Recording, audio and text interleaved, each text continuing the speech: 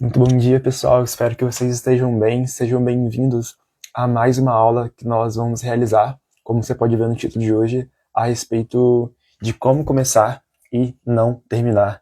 Na última semana nós falamos um pouco sobre ansiedade, os dilemas que nós temos como sociedade atual, sobre muitas informações que nós temos acesso e como nós podemos lidar com isso, como nós podemos lidar com as muitas vozes que vêm a nós.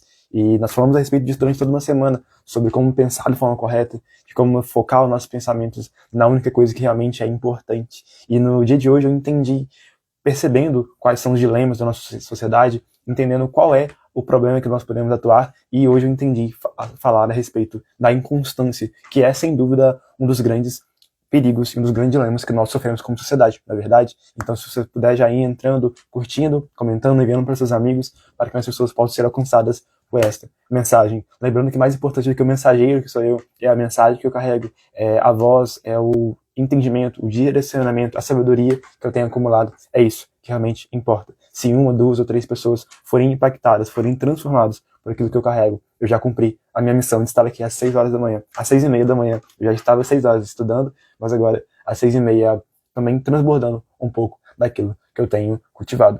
Vamos dar início então à nossa aula, como começar e não terminar. Sem dúvidas, essa é uma das grandes dificuldades que nós, como geração, estamos tendo. Na verdade, principalmente os jovens, que é o público que eu tenho mais comunicado, é um grande desafio que nós temos. Começar e não terminar. Muitos de nós iniciamos vários projetos, iniciamos atividades, iniciamos desafios, talvez o plano de ir para a academia, de cultivar um corpo saudável. Nós iniciamos com muita empolgação, mas não temos aquilo que é a evolução da empolgação, que é o entusiasmo. Napoleão Hill, em A Lei do Triunfo, vai dizer que o entusiasmo é um dos 16 princípios presentes para as pessoas de sucesso. O entusiasmo, na palavra original, significa ser divinamente inspirado. Theos, em grego, significa Deus. Então é ter uma inspiração divina, é seguir em frente, independentemente das adversidades. Porque a empolgação te leva, de fato, em motivação até certo ponto. Mas o entusiasmo vai continuar sendo esse motor que vai te mover em prol do seu objetivo. Que nós entendamos que um dos princípios para nós começarmos e não terminarmos está em entendermos o entusiasmo verdadeiramente. Entendemos que aquilo que nós nos propomos a fazer, como estou fazendo aqui, dar uma aula, que seja com garra. Clóvis de Barros Filho, que é uma das grandes referências também que eu tenho, é professor de filosofia brasileiro, vai dizer que quando ele estava buscando uma atividade em qual ele ia realizar sua vida, ele tentou várias coisas, tentou fazer esportes, tentou realizar várias atividades, mas nunca encontrava o seu lugar. Até que ele entendeu que o lugar que ele tinha era algo parecido comigo, que era o lugar de explicador. Até que ele entendeu que as pessoas iam até ele para ouvir aquilo que ele tinha entendido. E uma vez que ele entendeu isso, o pai dele, que também percebeu isso, essa atividade, essa habilidade, esse talento natural que ele tinha, o pai dele disse, para trás, nem para pegar impulso. Uma vez que nós entendemos qual é o nosso lugar, aquilo que talvez nós podemos entender de forma metafórica, aquilo que o personagem da Odisseia, Ulisses, entendeu que era a sua cidade, Ítaca, o lugar que ele tinha que permanecer, o seu habitat natural. Uma vez que nós entendemos isso, o lugar que nós estamos, que nós nascemos para ficar, para trás, nem para pegar impulso. Uma vez que nós entendemos o lugar para o qual nós nascemos, a atividade que nós nascemos para realizar, nós não devemos retroceder, nós devemos permanecer fiéis até o fim.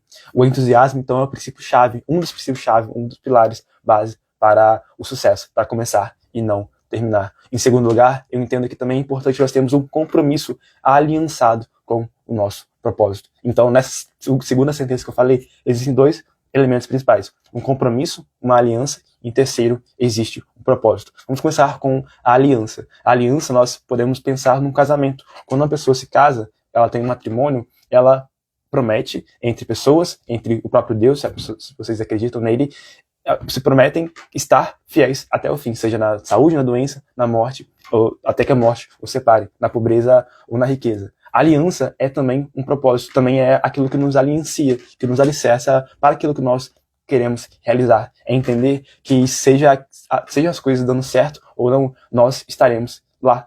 Entender que seja que aquilo que talvez nos agrada esteja conforme nós buscamos, esteja realizando, esteja presente ou não, nós estaremos até o fim, porque nós temos uma aliança, nós temos um compromisso, algo que nos compromete realmente Na última semana eu postei um vídeo sobre isso. A diferença entre você estar envolvido e comprometido. É a metáfora do café da manhã americano, no qual vai dizer que a galinha estava apenas envolvida em fazer o café. Então ela cedeu o ovo, ao passo que o porco cedeu sua própria pele. Ele colocou a sua pele para fazer o bacon, mostrando seu compromisso, seu comprometimento em fazer o café da manhã. Nós entendemos que, então, para nós alcançarmos sucesso, não basta apenas nós dizermos de forma nominal que nós estamos presentes, mas é estar presente, corpo, alma e espírito, completamente comprometidos com isso. Assim como na dinâmica, no dilema do casamento que eu falei aqui, entender que, seja as coisas dando certo ou não, nós estaremos juntos, porque nós nos comprometemos, nos aliançamos para que isso seja realizado.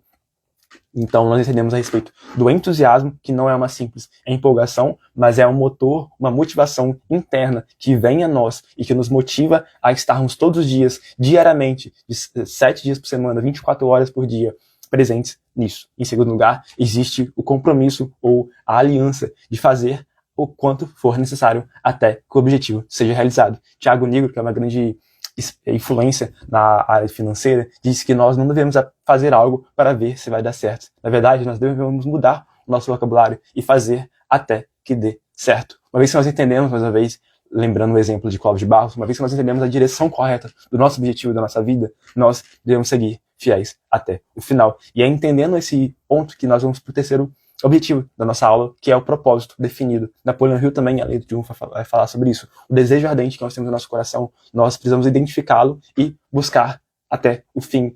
Para quem não sabe qual caminho quer ir, qualquer caminho serve. Também escreve Lewis Carroll em Alice nos Países Maravilhas.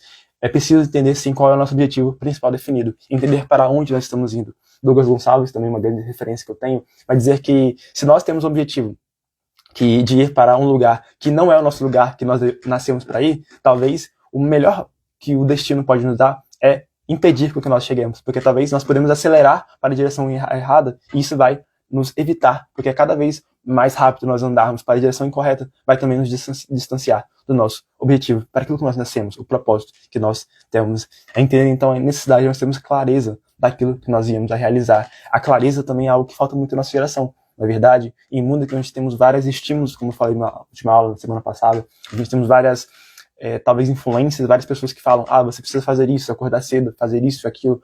Não, você precisa filtrar. Eu tenho tive mais uma vez, um professor no ensino médio que falava isso, professor de história, Scheider, que dizia, filtrem o que eu digo. Independentemente de tudo aquilo que você ouve, utilize um filtro que simboliza a maturidade. Aquilo que diferencia as crianças das pessoas adultas é o filtro, a capacidade de ouvir algo e filtrar, e pensar, ter o senso crítico e pensar, será que isso que eu estou ouvindo é correto ou incorreto? Como uma esponja, que são as crianças, elas absorvem tudo, nós precisamos evoluir a maturidade para sermos filtros, entender, será que isso que eu estou ouvindo agora vai me fortalecer para começar e não terminar, para seguir no objetivo que eu desejo, ou vai me afastar disso? As crianças não têm essa capacidade, por isso que elas precisam de adultos que vão mostrá-las quais são os alimentos que elas precisam se nutrir, quais são as coisas que elas não devem realizar, para que elas também atinjam o objetivo de uma criança, que é crescer e ser uma adulta.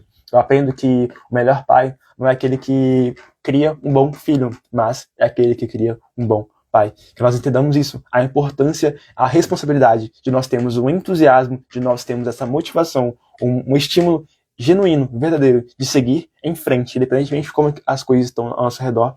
Em segundo lugar, o compromisso, a aliança de estar presente até o fim. E em terceiro, mais importante talvez, de nós termos um propósito definido, uma clareza naquilo que nós íamos realizar no mundo. Eu espero que nesses 10 minutos você possa ter sido ajudado com esse vídeo. E se você foi, não esquece de curtir, comentar, enviar para os seus amigos e se inscrever no canal do YouTube. Muito obrigado, até a próxima. Forte abraço. Comecemos e não terminemos.